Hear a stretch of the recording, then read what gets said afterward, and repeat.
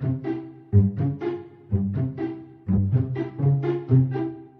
had a pleasant ramble that day, over grassy downs, along narrow by-lanes, and camped, as before, on a common. Only this time the two guests took care that Toad should do his fair share of work. In consequence, when the time came for starting next morning, Toad was by no means so rapturous about the simplicity of the primitive life, and indeed attempted to resume his place in his bunk. Hence he was hauled by force. Their way lay, as before, across country by narrow lanes, and it was not till the afternoon that they came out on the high road. Their first high road, and their disaster, fleet and unforeseen, sprung out on them. Disaster momentous indeed to their expedition, but simply overwhelming in its effects on the after career of Toad. They were strolling along the high road easily, the mole by the horse's head, talking to him, since the horse had complained that he was being frightfully left out of it. Nobody considered him, in at least.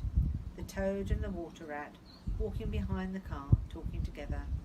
At least Toad was talking, and Rat was saying at intervals, "Yes, precisely. And what did you say to him?" and thinking all the time of something very different, when far behind them they heard a distant, faint, warning hum, like the drone of a distant bee. Glancing back, they saw a small cloud of dust, with a dark centre of energy, advancing on them at an incredible speed, while from out of the dust a faint bloop bloop wailed like an uneasy animal in pain. Hardly regarding it, they turned to resume their conversation, when in an instant, as it seemed, the peaceful scene was changed, and with a blast of wind and a whirl of sound that made them jump into the nearest ditch, it was on them. The boop boop rang with a brazen shout in their ears.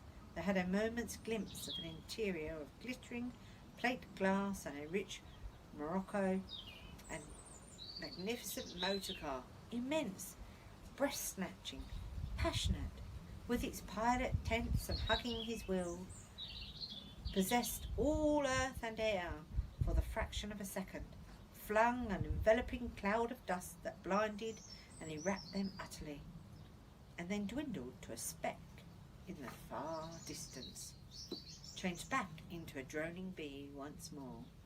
The old-greyed horse, dreaming as he plodded along of his quiet paddock in a new raw situation, some persist simply abandoned himself to his natural emotions, rearing, plunging, backing steadily, in spite of all Mole's efforts at his head and all Mole's lively language directed at his better feelings.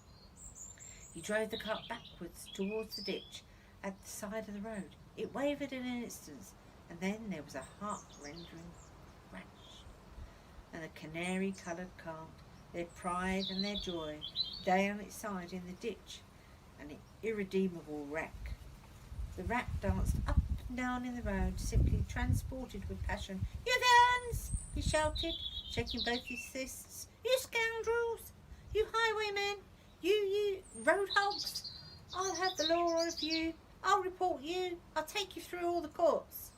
His homesickness had quite slipped away from him, and for a moment he was the skipper of the canary-coloured vessel, driven by a shoal, by the reckless jockeying of rival mariners, and he was trying to recollect all the fine and biting things he used to say to masters of steam launches when their wash, as they drove to near the bank, used to flat his pile of carpet at home.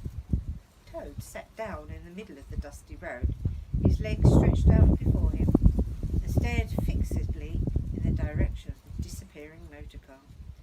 He breathed short. His face wore a placid, satisfied expression.